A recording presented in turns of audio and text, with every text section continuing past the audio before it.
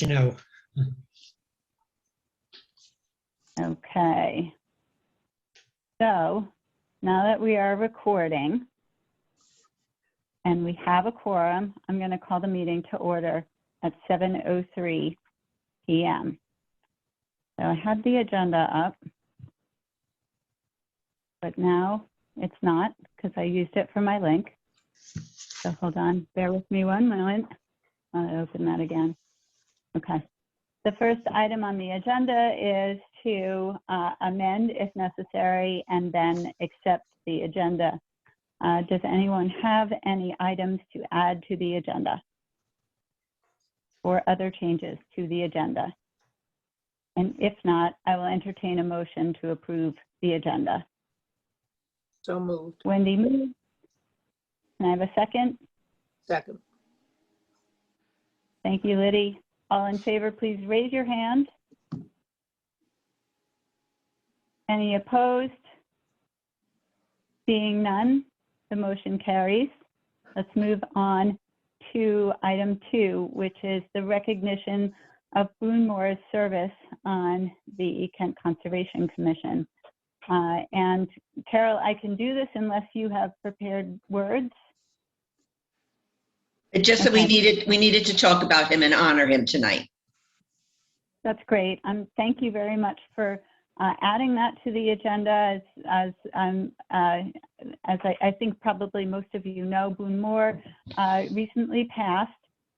Boone was on the Conservation Commission when I joined, so I did get to know him, but he served for many, many years before I was on the commission as well, and had a huge impact on conservation in our town generally. Wendy, Lindy, maybe Yost, you guys had a chance to work with him. If you want to say anything in his honor, we certainly as a commission, recognize his contributions and remember him with his passing, are sad that he's moved on. Wendy, Liddy, any? Well, Just a wonderful before man he to was meet on the with. Conservation Commission, he was planning and zoning commissioner and chairman for many years. And he did an important job there. And I remember him pushing hard for like a full biological assessment of the Skiff Mountain development that was then planned on Skiff Hollow, on Skiff Mountain, which is now Kent Land Trust and Sharon Land Trust. And that really helped, and did other good things as chairman of the Planning and Zoning Commission. And Conservation Commission was late in his life, and he didn't do emails and stuff, but so we did everything the traditional way with him, and he had good input, and I greatly appreciated it. Wendy. I'm sounding now, yes. Two things about Boone that maybe are a little quirky to say, but he was physically so disabled by the time he got to the Land Trust, or to the Conservation Commission. He was bent over double much of the time, which was painful to see, but he carried on always. I think he had a law degree, because he often commented on things we were doing in that sense. And the other thing about him was that he kept a zoo of animals on his property that would be taken to Radio City Music Hall at Christmas. And I don't know what he took down there, but a bunch of things, he and his wife, which was a little sideline of his, and they would perform at the Christmas show. Boone was a stern presence, but very, very full of information, and we miss him. Yes, thank you. Liddy. When I came on the Conservation Commission, Boone was there, so I don't know about his P&Z experiences, but and I do remember that he had absolutely no technology at all, but that was quite all right. We could work around that. Last summer, I ran into his, I guess, Catherine Kane. Is she his niece or something like that? Somehow or other, there's a connection there. And she was telling me about his animals and how all that worked. Just a wonderful guy. I liked him very, very much and miss him. Thanks. Thanks. Well, it's really wonderful to make space to remember him on our agenda tonight. So thank you all for the memories. And thanks to Boone for his significant contributions. Okay, moving on to item 3 on the agenda, which is minuting. There are 3 for us to do, and I'm afraid I have comments on them. I don't know if anyone else has amendments to suggest as well, but let's take them in turn. And the first are the minutes for June 16th.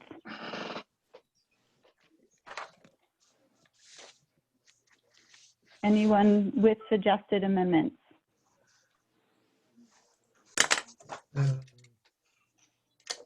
Well, just in number 2 or 2A, there's just one sentence or one thing is repeated twice. I mean, it's not important, but twice says the same thing about Connie sees a role for the KCC. And then I had a question about number 3. It says this is our pay-in to the Cougar Fund. So I don't understand the pay-in, or wasn't that paid out of the Cougar Fund?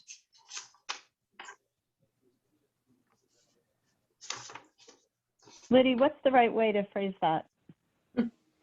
Got me. I mean, we wanted to do our share in providing the trail books for the new people in town. So we used some of our own money to do that, so that we were equal. What if we eliminated that sentence? This is our pay into the Cougar Fund. Would that just as accurately? Yeah, I don't think you need that part about the Cougar Fund. It's just that 3 different organizations paid for those books, and we wanted the Kent Conservation Commission to bear their third. So I think you don't even need to say anything about where it went. We paid that into the printing of those extra books.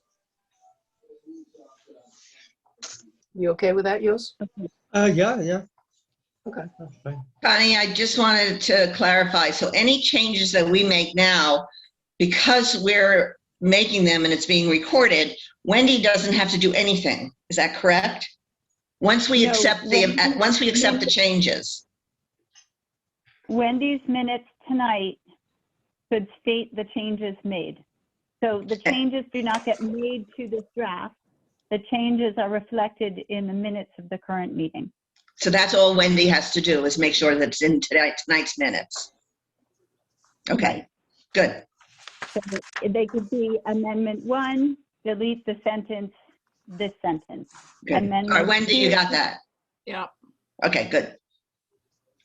Okay. Then, like under 5A, most of that is really good, but I think maybe you should just limit a bit what you say. You don't have to go in that much detail, because then there are just more things that we can nibble about. It's nothing important, but I appreciate all the work you put into it. So no specific change in that, but I don't think it's worth I changing. would agree. I think they're a little detailed. Well, yeah, But, but if you have to describe all that in the new minutes, then it becomes too complicated, I think. Don't do it. So I move that we accept the June 16th minutes as Connie amended. had some things, right? I'm not ready to vote on that, or I will abstain from voting because there are changes. Oh, that I would all right, like to never see mind. reflected. So I know, Yos, are you through with yours? Yeah, I think so. Okay. Okay, so I'm going to bring us back up to item 3 again, the treasurer's report. That's item 4. In the draft minutes, it's item 3. I'm reading the draft minutes and it has, June 16th. We're still on June 16th. Connie had some comments. oh, I'm sorry, in the minutes. Sorry. So I would move to strike the final sentence. Melissa thinks we will have expenses for replacing some trees this fall due to gypsy moth infestations, especially in higher elevations, including the oaks on Skiff Mountain, Sharon, and Cornwall. That sentence relates to, the we refers to people in general and is not related in any way to any funds that we might expend for tree replacement due to gypsy moth infestation. So I think we should just strike that. I think it was just editorial comment on her part and not related to any funds that we would expend on trees. Moving down into 5A, there's a reference to Yos as a she. Yeah. I think it's particularly. My personal preference is to strike the sentence that says Connie points out that the motivation of the developer is outside the P&Z's concern, because I don't know what that means, and I don't know what it means. So either it needs to be substantially reworked or it could be stricken. And this, I guess, goes to Yos's point about maybe not being quite so detailed about the play-by-play of the conversation. And I also would prefer to have the characterization, in no sense does anyone think any aspect of the P&Z's and the developer's motives were meant to deny public discussion. I think that's not,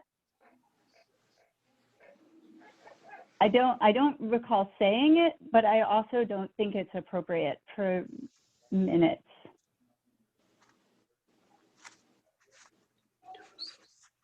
So how do you reflect these changes in the minutes without having to repeat everything?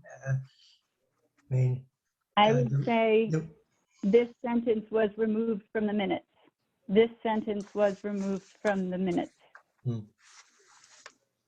That just Also, pays more attention to the thing that you didn't want in there. But, yes, but it's not then part of the public record in the same way as adopted minutes are. I would also change there's just an error in the final line on that page in 5B. The one-page cover letter was not to Donna Hayes and the POCD people. It was to the Planning and Zoning Commission.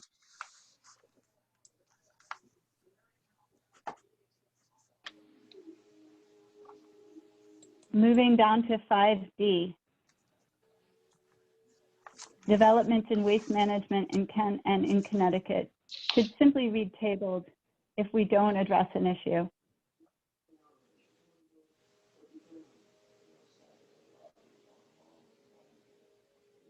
Moving into 5E. I think that Liddy might have said the library is no longer selling because it was an additional burden to keep track of the money, but I don't think keeping track of the money was problematic. And I think that the innuendo there is not terrific. So I would just delete that first sentence. Well, you can certainly say the library is no longer selling them. You could say that. However, the other is true. That's what Sarah told me. Okay, well then leave it. I question whether the reason is even really relevant to the minutes, but if Well, take it out then. I don't care.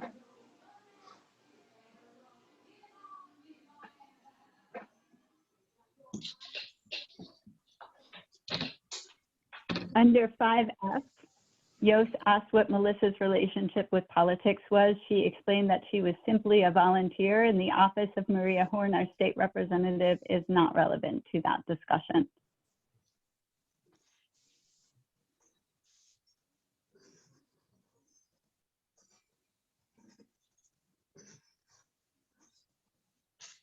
So what, take everything out? For I just would the take last that sentence. sentence about Melissa's relationship to politics. That does not relate to the rest of the summary on the legislative session. Some of this stuff is editorial, and maybe we should get better at making our comments direct to the agenda or to the discussion, but that's not relevant for minutes. So from Does Yost not ask need- until our state representative should go out, should be left out. The fact that Melissa volunteers for state rep, Doesn't matter, Connie, doesn't matter. and well, you know, even that, the simply a volunteer, you know, implies a defensiveness on Melissa's part that I don't remember don't- from that discussion. We don't need to go there, I don't think. I'm getting a little nervous about the time. So I think, Connie, if you make me the host, so when Mike leaves, because there's some things at the end of the agenda that do deserve some time, and I'm afraid we're going to be shortchanged. So if you just tell me how to do it. Only Mike can be the host now because he started the recording on his machine. Okay, fine. Okay, so I guess what we could do is table the rest of the minutes, move on these minutes if they're ready, and move on with the discussion.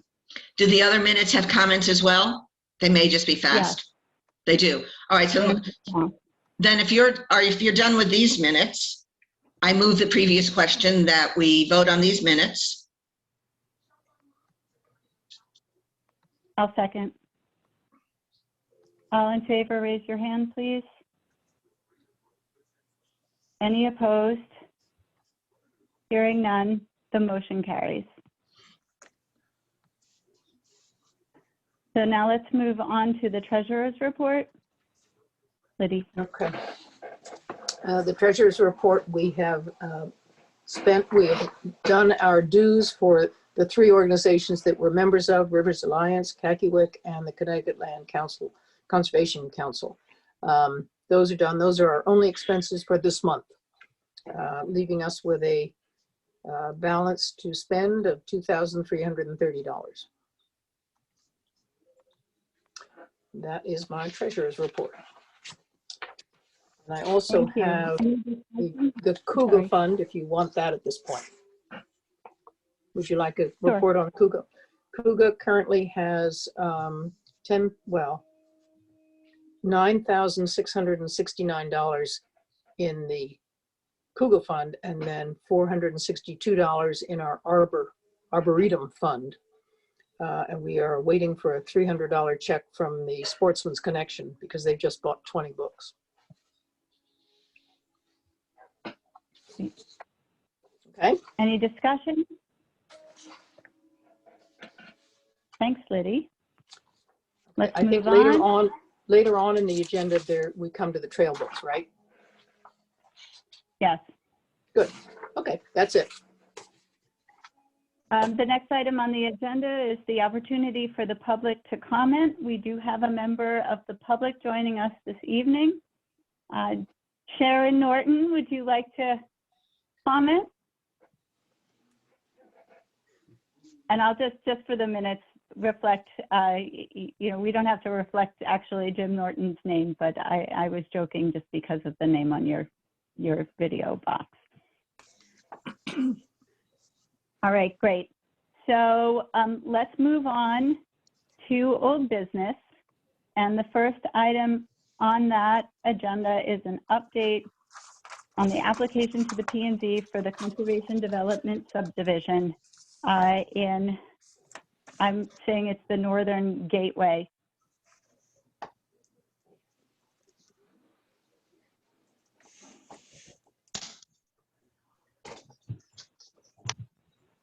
Would anyone like to provide the update? Well, maybe I can say some things. So they had a very well attended meeting, was it last week? And lots of people, like 80 people, had sent in letters, mostly opposed to the development and mostly saying that the view there is the most important and that this development is too dense and in the wrong place. The meeting, the public hearing was very courteous. Was very what? Getting angry or anything. Yeah, Wendy did said some things, and the Planning and Zoning Commission asked a number of questions. There's also been an engineering report twice, actually. The first time they came with a whole lot of comments and changes were made to the plans. And then the plan was actually changed from a regular subdivision to a, the common ownership community. So a condominium development, basically, leaving it one large parcel and there are no lot lines interior anymore, which makes it a bit more flexible. They said that was in response to questions people had about phasing and if the whole thing was going to be done. And so probably also has to do somewhat with the grading that the engineer required them to do more grading, which probably ran over some of the lot lines. Without these lot lines, it's all a lot easier. Otherwise, they didn't change the location of the houses. They didn't change the open space. They do say that the houses are far enough back, so it wouldn't have too much of an impact on the view. Let's see what else.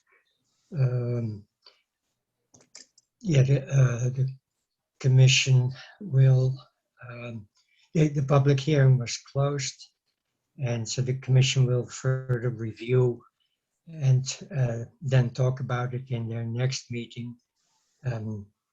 Some of the members expressed problem with the number of houses. They would like to see the number of houses cut back, especially the south side of the parcel.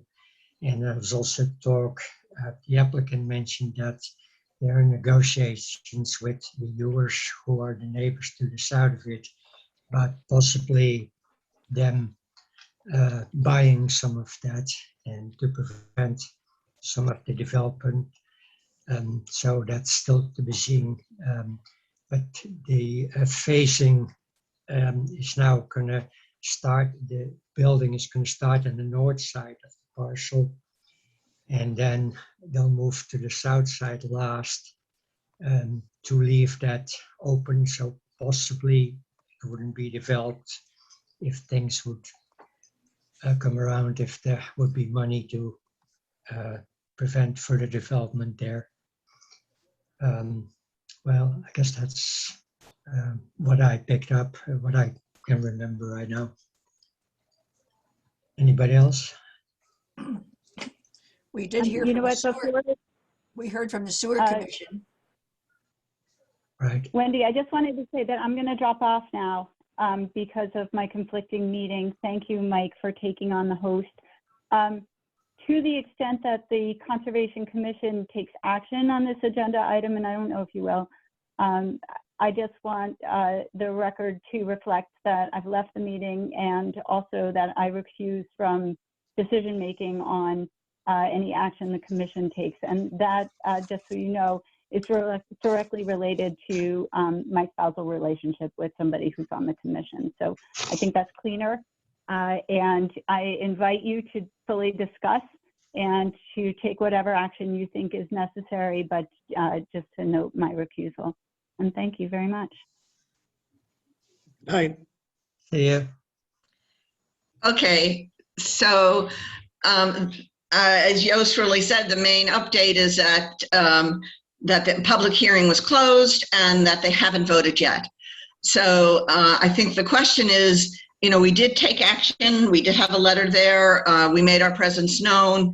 If there's nothing else that we want to do in terms of action, I think individually many of us are following it closely, but I don't know if we want to take more time tonight to discuss it anymore. What do you feel about that? Is there anything that we can do? I mean, it's closed and they're doing their deliberations and then they're going to vote. Is there anything we can do?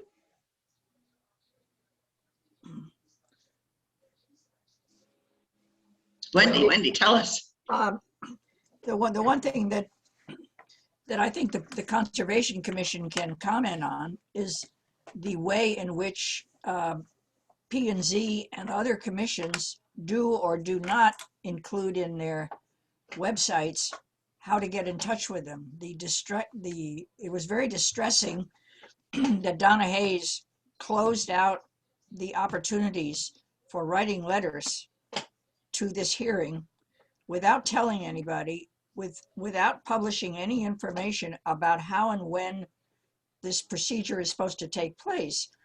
You'll find that with other commissions, some of them have right on their websites just exactly what the procedure is, how many days or hours before a meeting one is allowed to send a letter, and so on. I found this a very poor opportunity for town participation. It seemed illegal to me, and I could not get Gene Speck to ever call the town lawyer, as I thought would be appropriate, and get us an answer as to what is and is not allowed. What could the Conservation Commission do if we wanted to, if we had some very hot issue on our plate and decided to shut off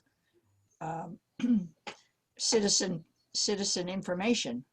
I think we need to put on our website what our policies are, and I think we should encourage all of the commissions to have a very clear statement in the future, because many people who wanted to write letters for that public hearing were shut out 7 days in advance at the last minute, which seems very incorrect.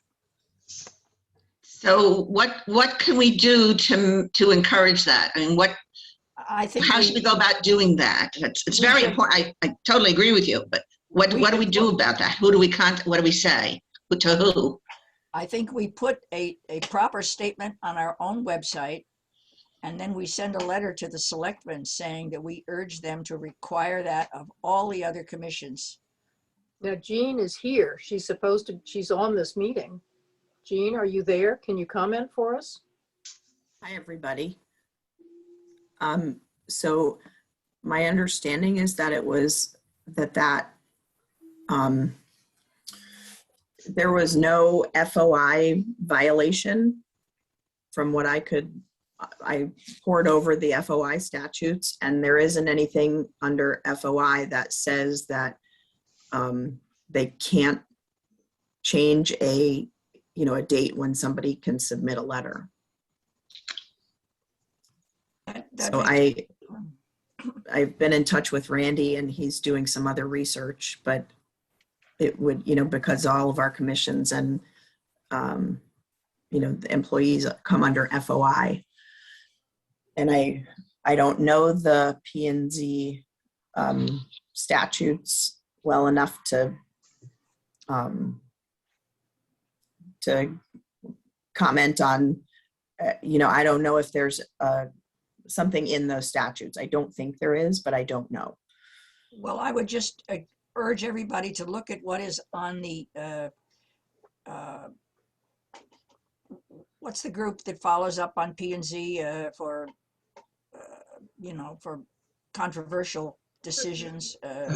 Board of Appeals. A Board of Appeals. They have a perfectly good statement. They tell you how many hours, what day, what form these things should be. I don't see why all of our commissions don't have a comparable, whatever suits them, but there should be a statement there so that a citizen knows what to do. There were plenty of people. I don't know how many letters went out after the gates were closed on, I think was it a Tuesday at 3 o'clock, when I had been told that we had until the following Thursday at 4 o'clock. It never was published anywhere.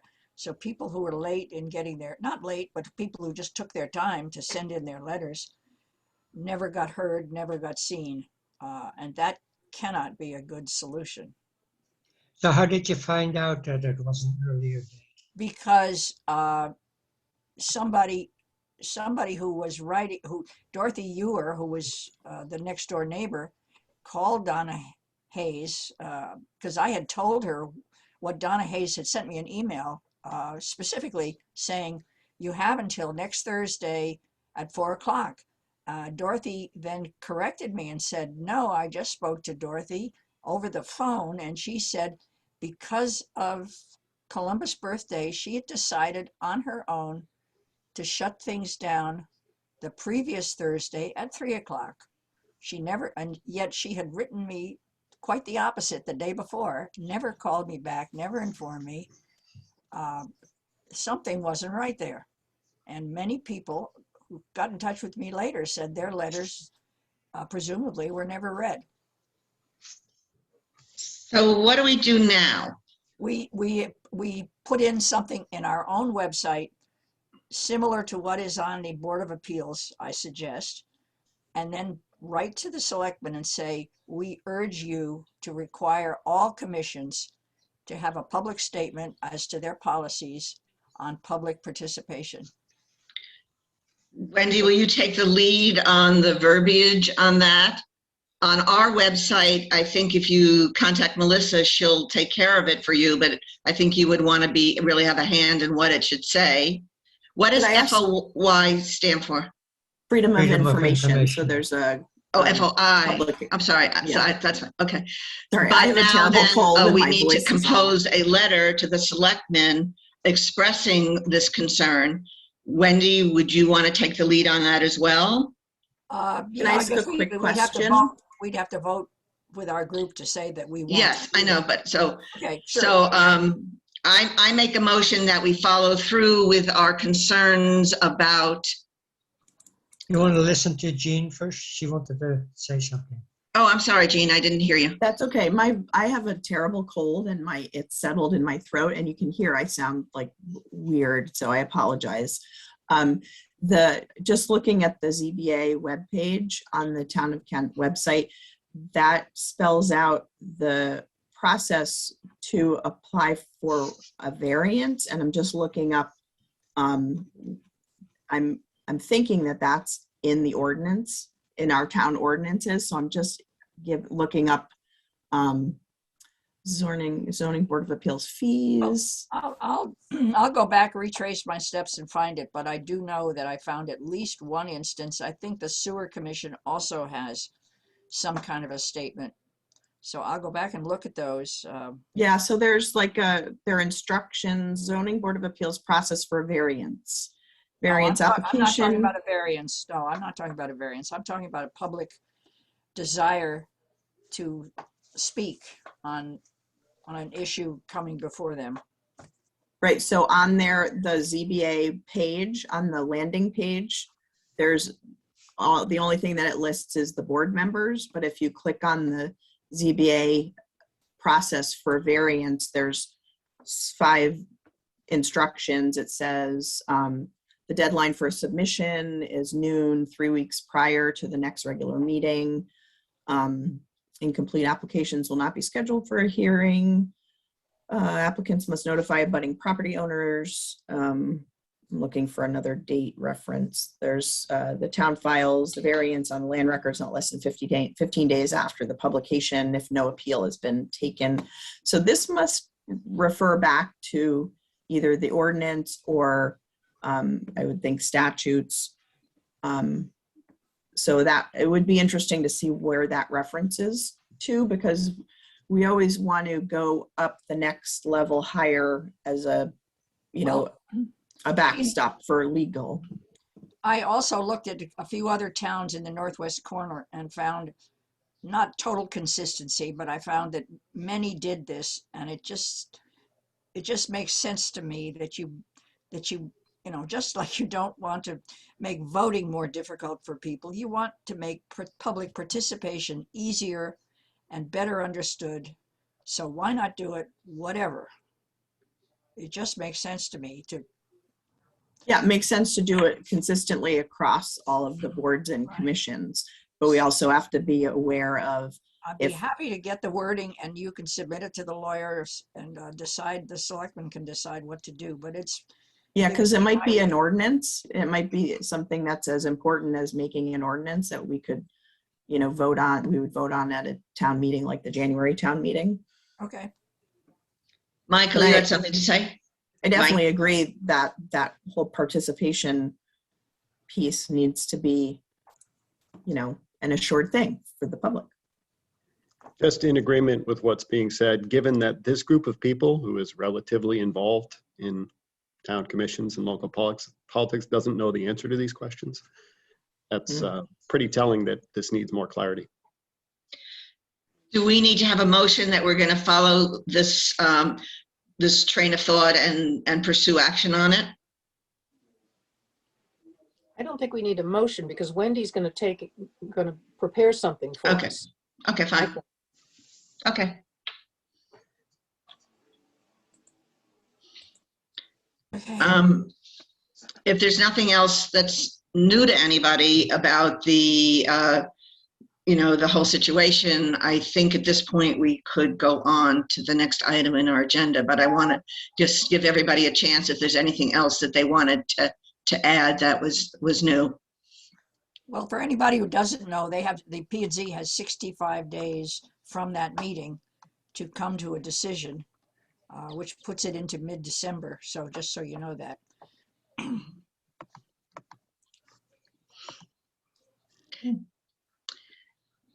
Okay, then let's go on to item B, which is in general is the sustainable materials management in Kent, which is under that umbrella is everything that we usually talk about with the transfer station.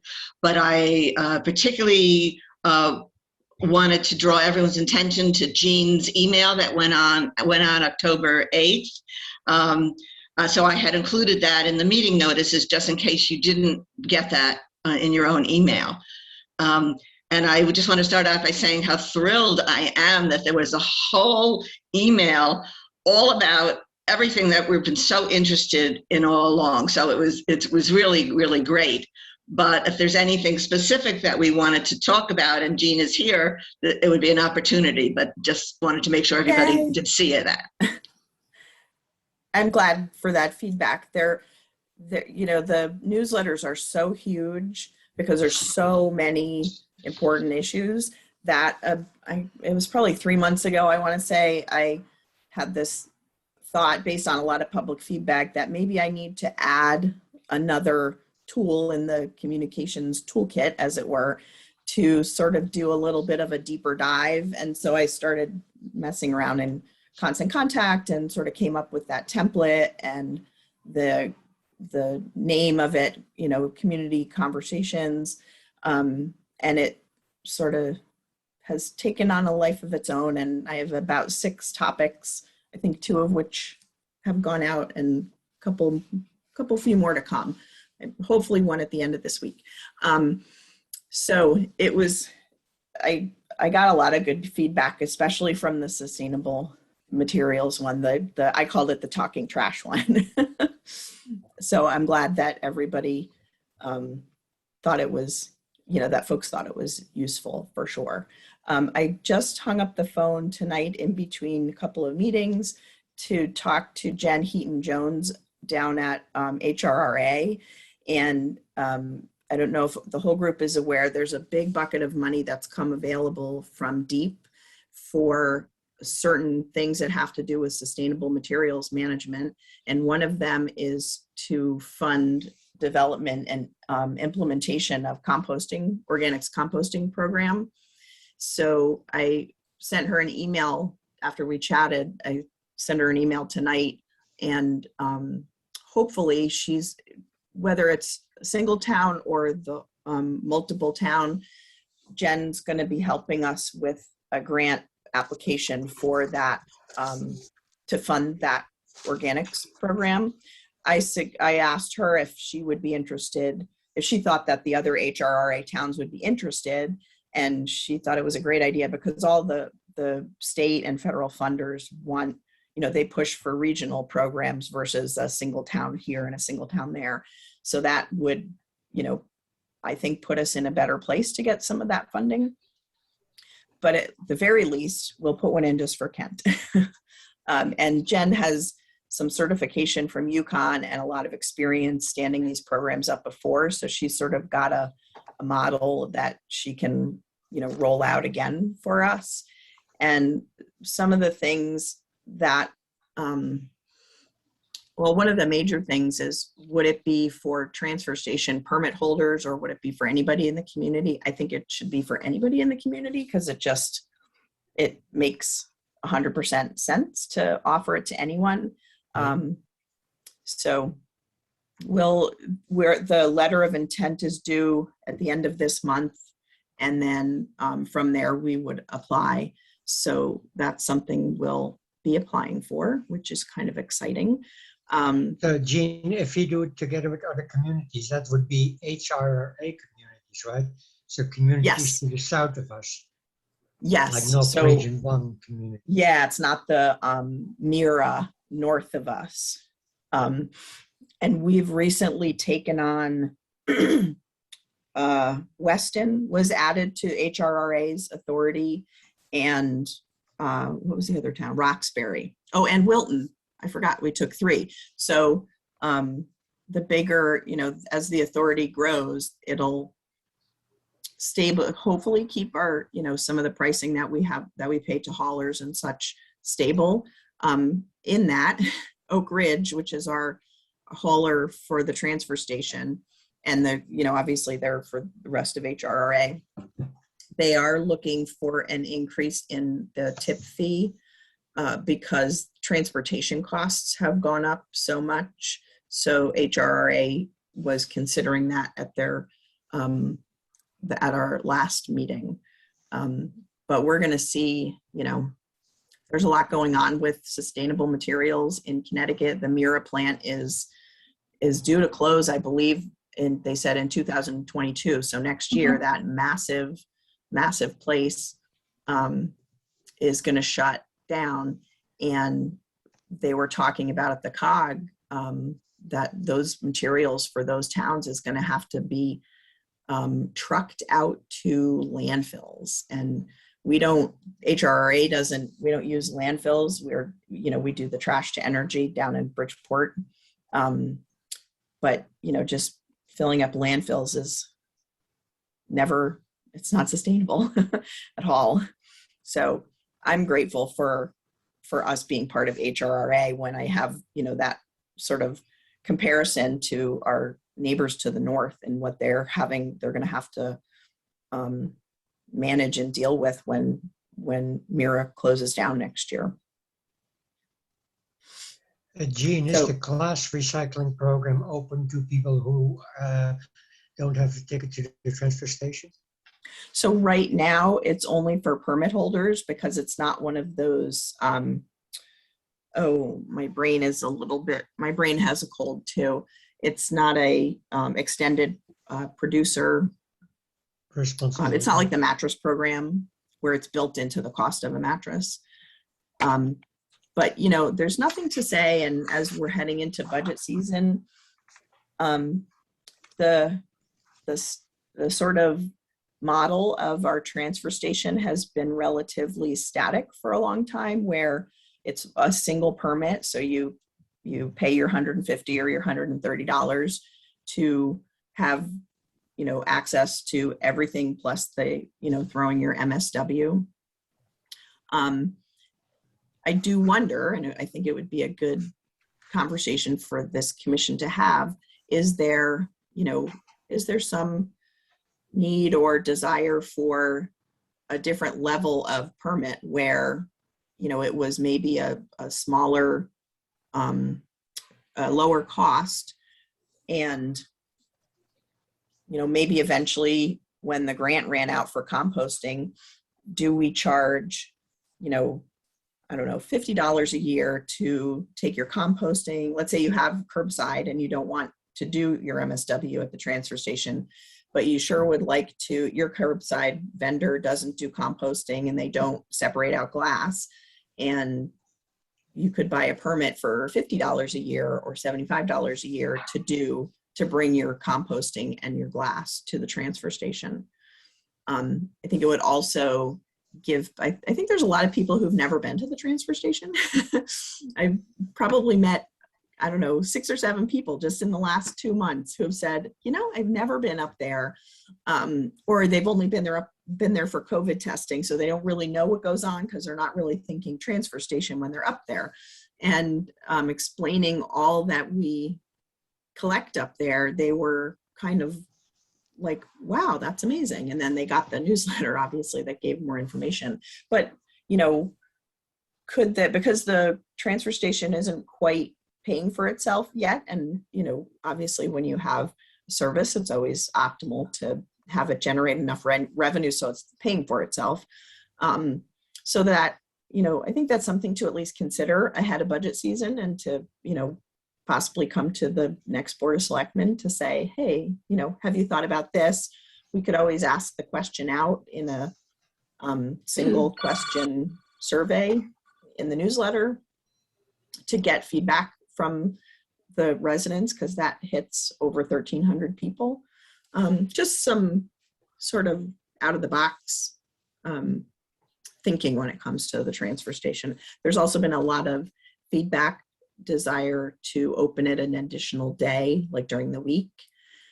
And so we've been looking into the costs of doing that, because there are a fair number of people who either may go away on a weekend and then it's 2 weeks before they're able to get their trash back over to the transfer station, causing, you know, more interest for bears and other wildlife, and just smelling up their garage. Can I ask a question, Jean?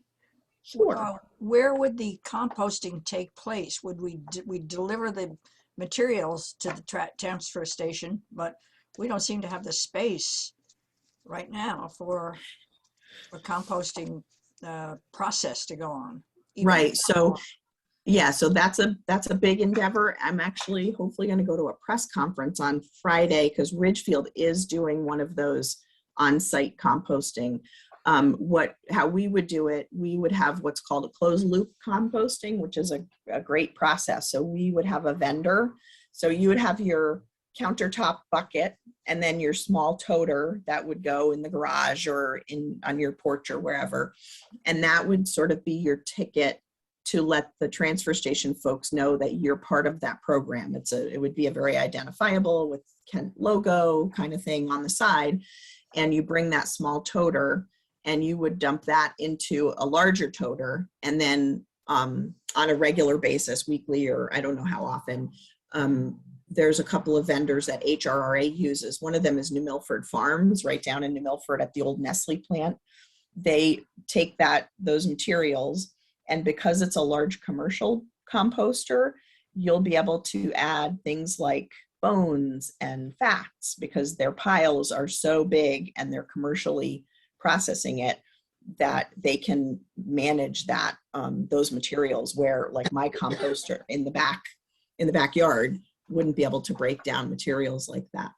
But so you would bring your stuff to the transfer station. That toter would go down to New Milford Farms. Everything is tracked in materials management as far as the tonnage.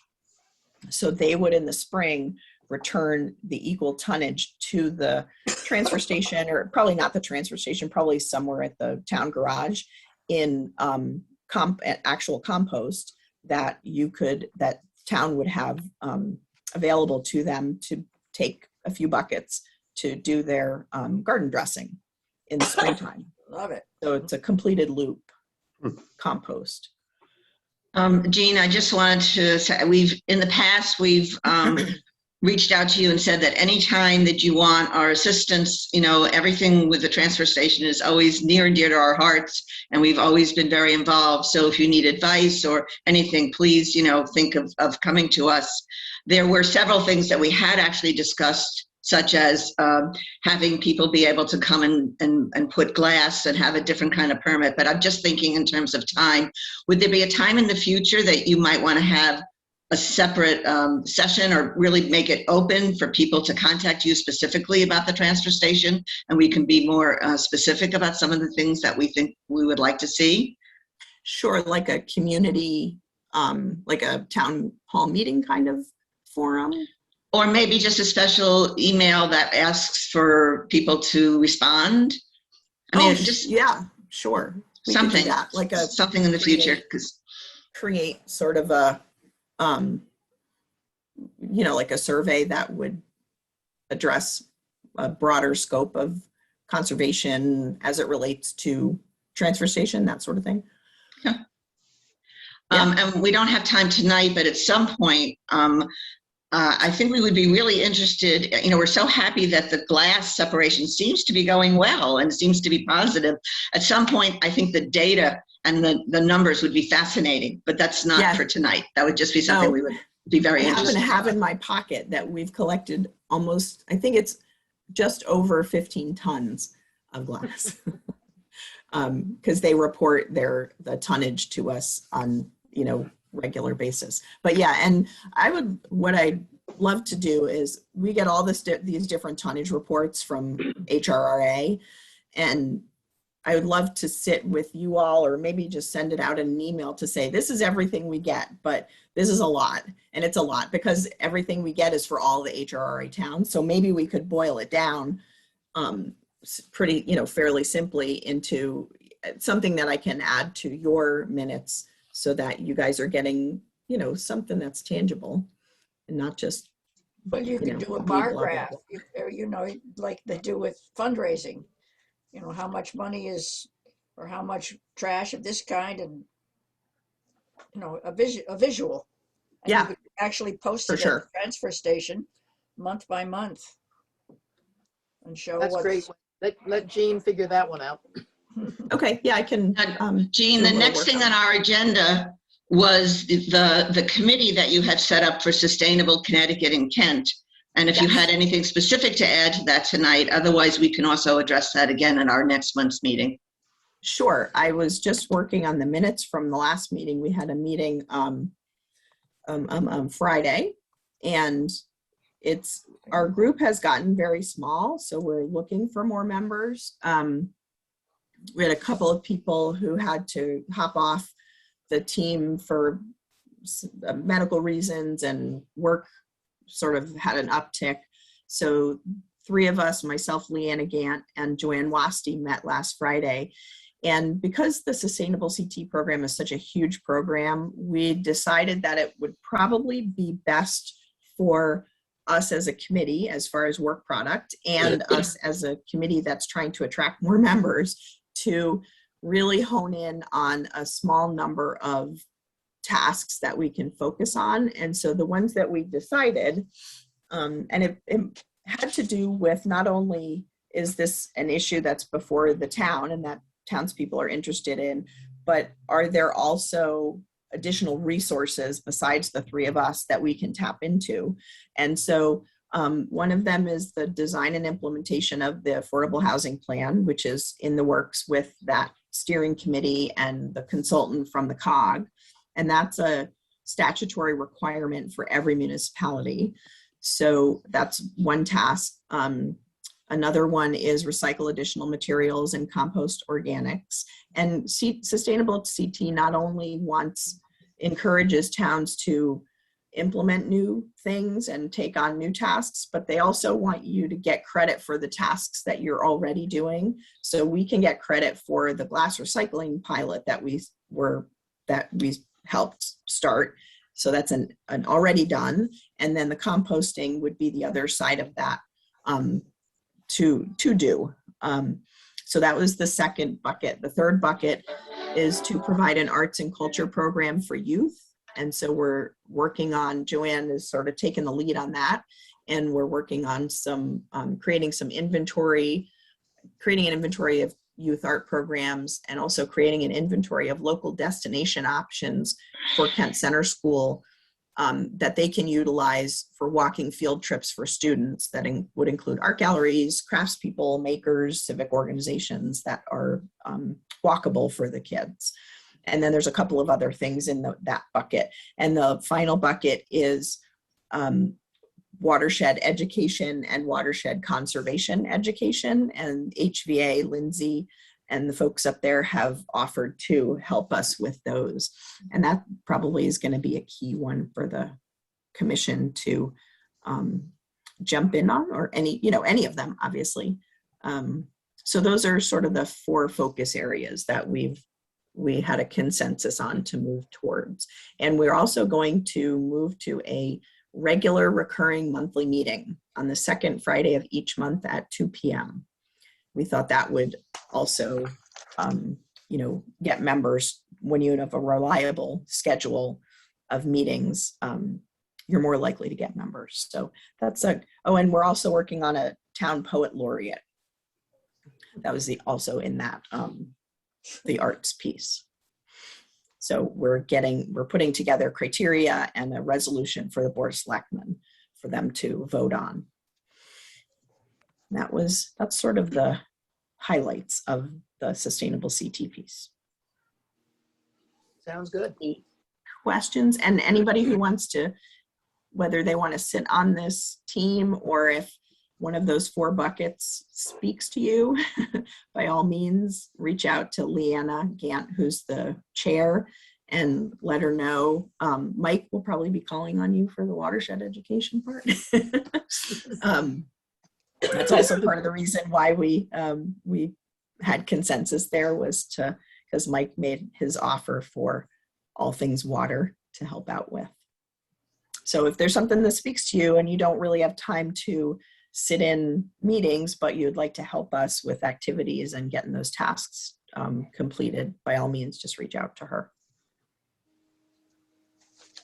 And again, I apologize for my voice. I feel like it's like No, thank you, Jean. I'm talking. Thank you. I'm going to go on mute. Let's go to the Kent Trails. Well, the sales have been brisk this summer. And as I said in the Cougar Fund report, we just sold 20 more books to the Sportsman. We have an inventory of 30 books currently. I don't know if we want to republish, if we want to make any corrections or just go ahead with what we've got. But I think the 30 books we have will probably carry us through the fall. Maybe in the winter we need to decide whether or not we need to update, or have we done it enough? The changes that were discussed during summer, have they been made or not? No. No. So what is the holdup there? What are the changes? Who's going to make them? Etc. Mhm. I think Wendy is really the author of all the text. Connie, I think, is involved with, and maybe you, Mike, with some of the mapping. I don't know if they're maybe between Connie, Mike, Wendy, if there are changes to be made, I can make them to the text that I have, and we can republish. But are the changes substantial enough to warrant a republishing? Wendy? The Kent Land Trust is going to be cutting a new trail, I think on the Bob Tobin property, I'm not quite sure, coming up soon, which brings up the question of when do we stop adding pages and doing more? Yeah. John and Liddy bear the burden of these changes. They keep coming every time we go to the printer. In truth, we could be amending something. We have never really addressed this because we never expected to be so successful. I mean, the first thing that comes to my mind is we should probably wait till the Land Trust completes this additional trail and then look at everything all over again, but it will probably require a couple more pages. I don't have a strong opinion on this.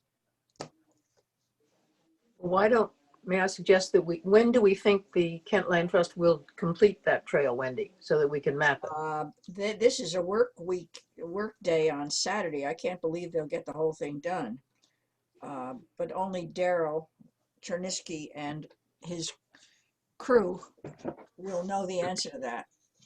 And they won't know probably until they've put in a day's work and seen what they accomplished. Why don't we I'd just say it's a hold ways this? off. Yeah, it's a Why ways don't we off. hold this off? Do we want to have maybe an update in November and maybe in just in the middle of winter, we can Yeah, I'd revisit say it and see. wait till January. Let's see where we are. In the meantime, Carol? if we need more copies, just print them. Well, we've got 30. Mike? I think it's critical that the book highlights the properties that have trails. And then if you show up at the property, typically the kiosk has the updated trail information. So it may not be as critical that the book reflect all the ongoing changes, just Good to point. get people to the properties. But that still tosses the responsibility for redrawing the map on John. Correct. As long as he's willing, that's great. But Well, let's see. Why don't we take an inventory of what needs to be changed in January? okay. See how bad it Liddy, is. right now you're saying that the 30 books you think will hold us. We don't have an immediate need to buy some more. I think that's true. The bookstore and the Sportsman are the two places that are selling them, and they both have, I don't know, 15, 20 books Okay. each. So I think we're okay for a chunk of time. And let's face it, the hiking will ease up in a couple of months. Okay, the next 3 items on the agenda are really meant to be just updates if there's anything new. So let's go to the Western Connecticut Clean Air Action update. Mike, I have nothing new. Do you? Nothing new, awaiting a final report from the University of Connecticut regarding analysis of the data we've retrieved to date. Good. The next is our participation in the POCD, the revision of the POCD. Is there anything that we need to address tonight on that? Just that at the PNC website, you can find the first results of the survey that was held about POCD, what people value about town and what they don't like. And so it's in one of the attachments on their website. So if you're interested in that, I think it's still in rough format. So we're waiting to be contacted to when they need us to be involved again. Can somebody clarify that? I just want to say something about the POCD. I was curious to know what that process costs us. And we have in the capital budget last year, they put in $15,000 for the writing of that POCD. I mention this because it appeared in that hearing about the development up in the Northern Gateway that others can comment on this, but my hearing was that they more or less, the P&Z more or less admitted that they were not really using the POCD when they came to consider all that. I don't know what other people heard. That's what I heard. I believe Matt Winter said we really need to review that more closely, but of course. Matt was saying they do use it. Some say they do use it, others say they don't use it. But one of the things is there are a lot of conflicting priorities in the POCD. You can't do everything at the same time. So yeah, the Northern Gateway was a priority, but then they also have it as part of the village district, which can be developed for housing. So you can go both ways. You can't do both at the same time. But I do believe that the POCD, unless we all pay more attention to it, is one of those feel-good exercises that makes us all feel a little more secure after it's done. But if it's not really going to be addressed as one of the measurements for what works in zoning and what doesn't, I'd rather not have a feel-good paper, although I realize the state requires it. But I really think it did us some harm. We thought because that gateway has been celebrated every single iteration of the POCD for the last 30 years, I think a lot of people kind of thought it was going to be taken care of.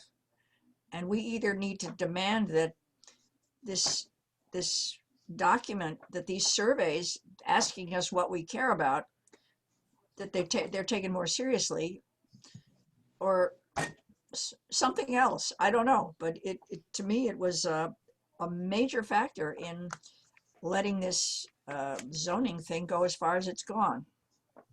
Or that we put our money where our mouth is.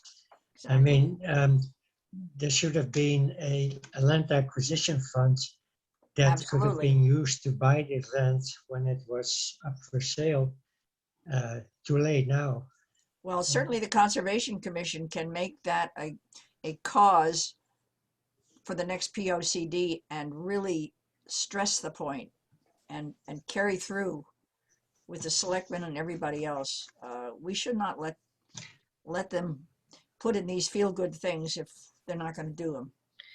I mean, the real problem when it came down to it, the way I heard the meeting, is that the POCD doesn't have any teeth in it. It has nothing. It doesn't affect the regulations. It doesn't have any mandates. It's just a reference. And so that's what made it really sad that it wasn't adhered to. Yeah.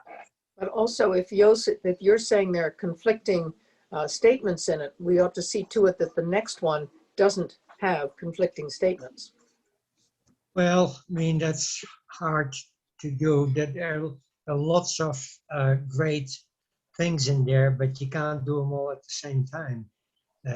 Everything makes a kind of sense from that point of view, but not from another point of view. I mean, it makes sense from a housing point of view to concentrate most of the housing in the village district and have that densely developed so you can keep it away from the rural areas. But then on the other hand, if there's a very scenic part of the village district, then you don't really want that developed. And it was determined it was a very scenic part that people appreciated. And when the regulations, the zoning regulations were rewritten and the zoning map was reviewed, I told them we should change that parcel to a rural district away from the village district because we really don't want to develop it. But Planning and Zoning Commission didn't go along with that. That would have been one thing to help just limit development there at least. So there, in the process, there will be a time when we are asked for more input into the POCD draft. Is that correct? Yes. Yeah. Okay. Together with other commissions. And in you know, in really respecting Mike's schedule, I want to just move ahead. G was just if there's anything specific that anybody knows about, we should be keeping our eye on with the state legislation as it relates to our interests. Nothing yet. I can't remember if I think it's a long session this year, that's coming up. But I'm pretty sure that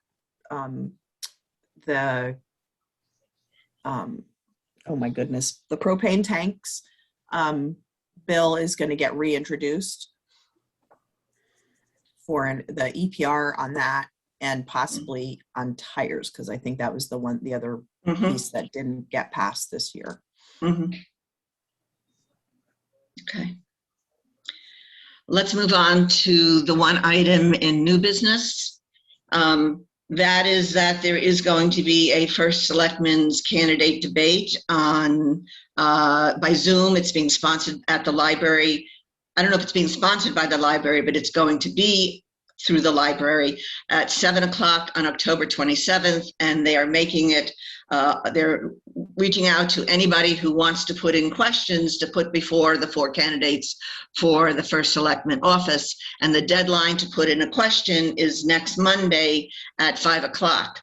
So I wanted to throw out that if there's any question that we wanted to put in, not as individual citizens, but is there a question that as a Conservation Commission we would like to have out there posed to the 4 candidates, 1, to hear the answers, and 2, also to bring to the forefront other things that we are questioning and are concerned about. How about the land acquisition fund as something we could ask? Well, that we'd have to submit a question then, right? Right, so and we could submit more than 1 question, but a question that would be specifically coming from the Kent Conservation Commission. So, Mike, This is on the same topic. I was thinking the same way Wendy was. There was legislation, I can't remember how far it got or how it got to the communities, maybe a couple of years ago, about the possibility of having a fee associated with land transactions that funds conservation. And so, if you bought a house, you'd pay some amount of money into this fund, and then you'd have a pot of money for land acquisition. So a question might be, would the selectmen support state legislation that allowed for this sort of fee? I don't know if this is something the rest of the commission thinks is a good idea, but. I do. I like that. And then I would expand that question to also ask, would you support establishing a land acquisition committee and actively work to get a land acquisition committee or fund? A fund would have committees enough. Land acquisition fund that could be used to pay for properties that townspeople consider important to the town, something like that. That would be the second half of the question. Then I make a motion that we put in a question related to land acquisition fund. And if we agree to that, then could Mike and Yost do the wording and get it in where it has to go into by next Monday at 5 o'clock? I second the So where does motion. it have That to was go? the full motion. So my request about them doing it's not part of the motion. The motion is that we're putting in a letter. Mike, maybe you want to say this better? I would need to get the language from Connie as to what the legislation is called. I can't remember, but Well, that see if the legislation selectmen- wasn't approved. I mean, that went down. Yes, So- but would the selectmen support legislation that would allow for fees for land transactions to support conservation, including land acquisition? Sounds good to me. Yeah. Yost, did you want to add something to that? Well, what I mentioned before, we can try to write something up if we.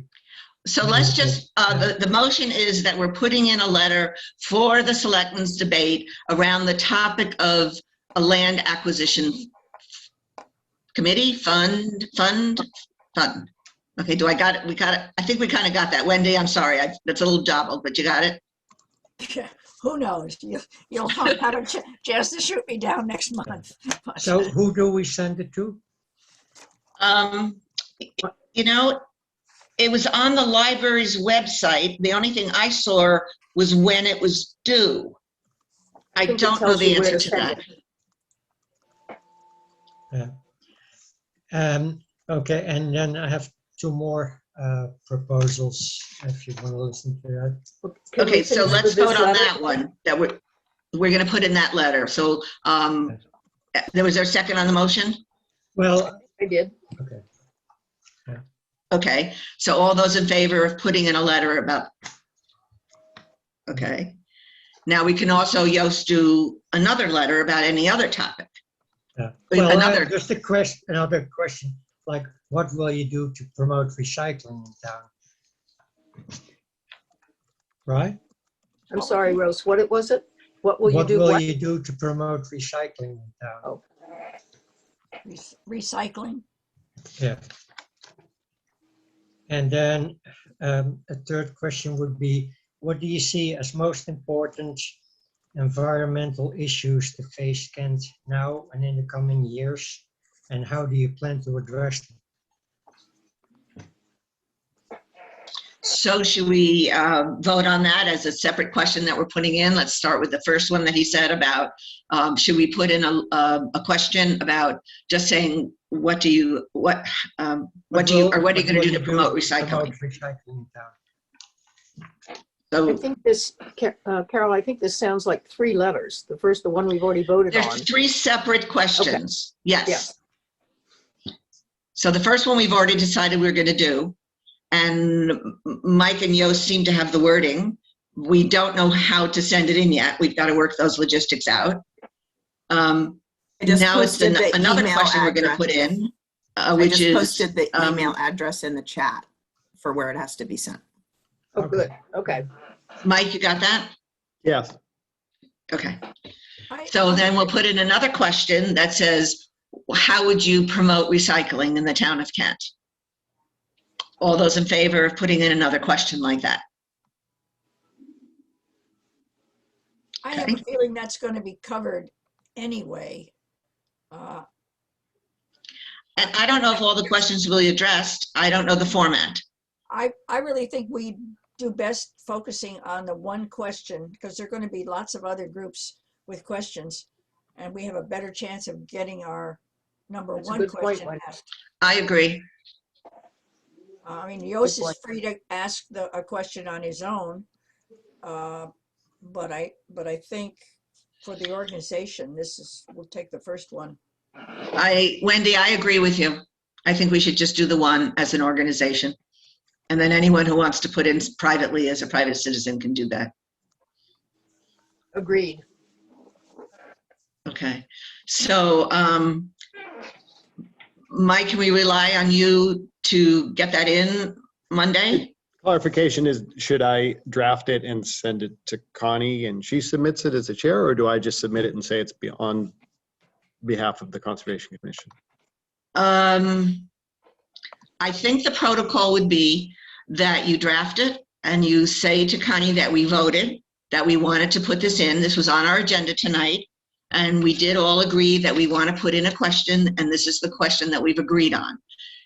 She may want to have it come from her with a letterhead. I don't know, whatever she wants to do, let her advise you.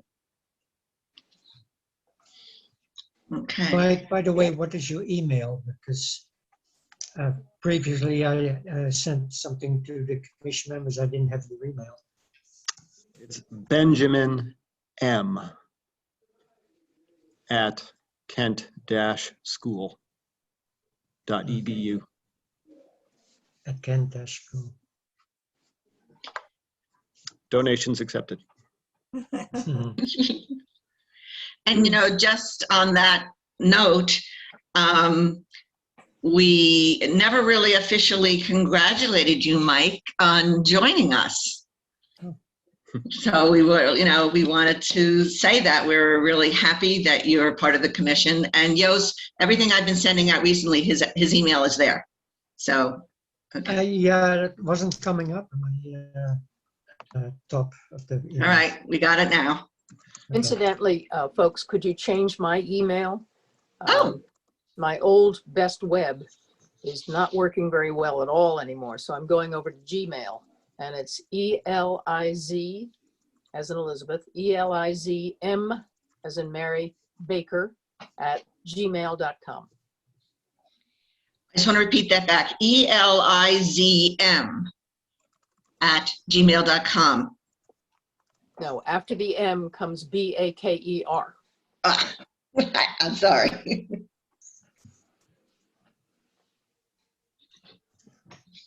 Okay, great. Well done. What time is it? Okay, and everyone got the notice about the Kakiewicz meeting coming up. I know, Yost, you usually like to go to that, so you saw that that was there? Right. Okay, and I know that Sharon Norton, Mr. Norton is here, and I hope that you took the opportunity during the public comment to comment, but if there was anything else that you wanted to say, so you're good. You're always welcome to join us. We'd love to have you join all our meetings. That would be great. It's nice to see you. And Jean, thank you for coming aboard tonight. We have like 1 minute left. Is there anything else, because we went quickly, that anyone feels needs to be just commented that we need to address next month or anything else? Then we're good to go. Good night, Have a all. good night, Oh, we have to everybody. move, I move that we adjourn the meeting. All those in favor? Yes. Okay. Time is. Good night, Bye-bye. everybody. Good night. Right. Right. Uh, See ya.